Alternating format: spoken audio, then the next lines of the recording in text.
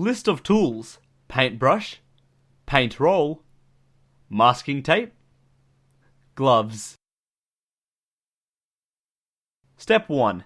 Mask the borders with masking tape. Cover the floor and doors with paper, cardboard or fabric.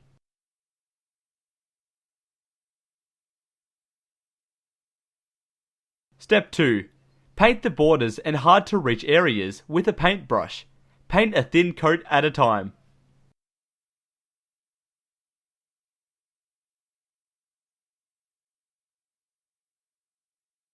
Step 2. Fill the rest of the wall using a paint roll. Move the roll in an M or W motion.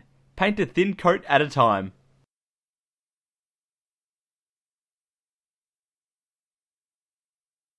Step 3.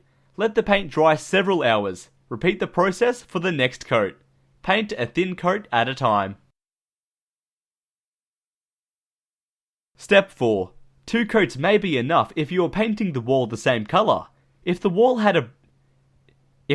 a darker colour or visible stains, you might need to add more coats, 4 to 5.